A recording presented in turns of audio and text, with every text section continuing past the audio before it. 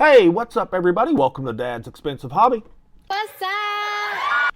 Today we're taking a look at the Red Bolt Studio and Heart Studio Devourer of the Dead Amit, or we could just call him Super Saiyan 3 Vegito. Just like most other third-party companies, he comes with 3 separate boxes. This taller box here that says Devourer of the Dead Amit, it is the one that contains the actual figure itself. And in the medium-sized box, it says it's a pin holder, is the one that actually holds the Super Saiyan 3 head sculpt, while this smaller box here, that's like some kind of memory book or whatever it says on it, it's the one that holds all the face plates. But anyways, that is enough about this package. Let's get him out of the package and take a closer look at him.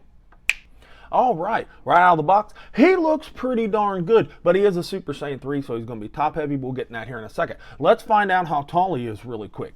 To the top of his spiky hair, which is really tall, he is actually almost 6 3/4 inches, but down to his hairline, he is right at 5.5, which works, which will make the entire figure almost 17 centimeters. So that is a tall figure, but let's stand him next to some other figures really quick and see how he measures up. Here he is next to the SH Figuarts Super Saiyan 3 Goku, and I think they look really good. I have complained in the past that I'm not a big fan of the golden hair of Super Saiyan 3 Goku, but it looks good, but I do prefer this hair on this Vegito right here better, and it's thicker and fuller and longer. It looks really good.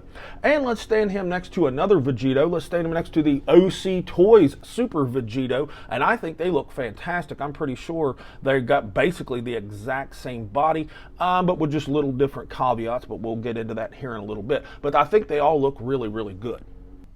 Now for accessories, he honestly doesn't come with a lot, but what he does come with looks pretty good. He comes with one hair sculpt, and it's that awesome looking Super Saiyan 3 hair sculpt with the nice, shading and fading out into almost white down at the ends, but we'll look at it more here whenever we do his aesthetic.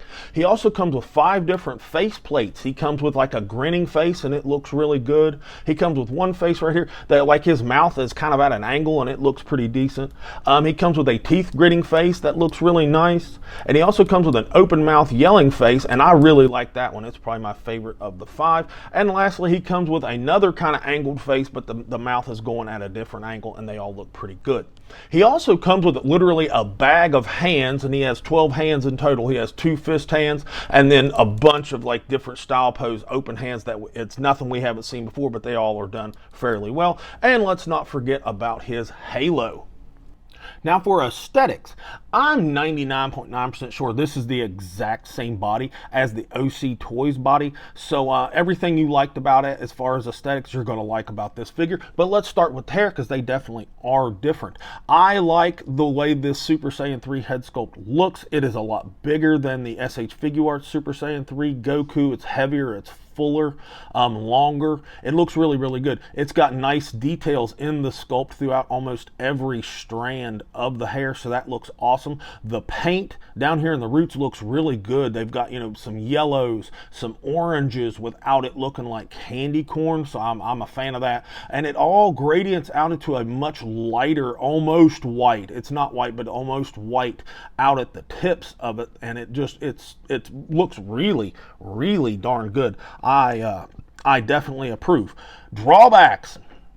Just like Red Bolt in the past with other figures that we've seen them do head sculpts on, we're having a little bit of trouble with the hairline actually marrying up to the faceplate exactly, so you get kind of prominent lines, and I'm not the biggest fan of that. Faceplates, we looked at those just a minute ago, but I think they look pretty good. Maybe they could be maybe some more prominent line work, but they look pretty darn good. The Patar earrings, I think those look pretty darn good as well. No spillover or anything crappy like that. Throughout the body, as far as the gi and the orange shirt and gloves, those are all colored plastic, just like the OC Toys figures were, and that's okay because it does look good, so that doesn't bother me. There is some paint on the boots down here, and unfortunately on my left foot of my figure, the paint, there's some spilling over right here onto the white from the yellow, and that doesn't look all that awesome. Just throwing that out there. But where this figure does distinct itself from the OC Toys is that this one actually has some very subtle shading in the muscles of the figure, especially the neck and in the arms, you can see it on the triceps, and right there where the bicep meets the brachialis into the tricep right there, and on the back of the forearm here, looks really, really good. I'm really glad they did that. And like I said, up here in the neck looks really good too. And it could just be my lighting, but it looks like the lower legs, the gi, may have some very, very subtle shading as well on the pants leg. Don't quote me, it just, in my lights, it looks like it, so I'm going to pretend in my mind that it does, just so I feel like I got more of my money's worth, and I think it looks pretty good. But anyways, overall, you know, if you liked the OC Toys Vegito figure, you're going to like the body of this one, and if you're a huge fan of the Super Saiyan 3 hair sculpt, you're going to like this one even more. Okay, articulation. That's where this figure is hit and miss. But let's start with his hair, because his hair actually has some articulatable segments. Unlike the Super Saiyan 3 Goku, where he just had one piece, this one has two pieces of articulable hair spots right there. There is a twistable ball up in there, if you can see it. There's for one. And then down here, there is another same kind of engineering that allows this part, the lowest part of the hair, to move around. And I think that's pretty interesting. That would help with posing and balancing for sure. And of course, he's got a very movable neck joint that moves pretty darn well. If you can see that, it's taking his head way forward, and I like that. And the head can move, can nuance all around. And I'm not going to take it off, but it is on a double ball peg. Thank you. Which we all know makes me very, very happy. So I like that. Head swaps, yes, they're possible with this one and the OC Toys, just to go ahead and clear everybody's worries up. You can head swap them. Now his shoulders. This is where we've got a little bit to talk about. Shoulders will come out to actually just shy of 90. I'm not a big fan of that, to be quite honest with you. They don't really do a full 360. They do, but it catches, and at some angles it won't give you a 360 at all. He does have a butterfly joint that will bring the arm across the body, and I really like that, but you will get some gapping if you see that. Fuck. But luckily, his big old hair sculpt actually will hide that, so that's not that big of a deal. And the coloring is correct, so I don't have that big of a problem with it, like I said. He's got a bicep swivel that bicep swivels. Double jointed elbow, past 90, so zero problem there. And the elbow doesn't look horrific. His wrist is on a ball hinge, just like almost every other SH Figuarts-esque type figure. Now, he's got a diaphragm brake, of course, and it works really well. It will crunch him forward pretty good. It will lean him back pretty well, if you can see that. And you'll get a little bit of twist and lean out of it, so I'm a fan of that.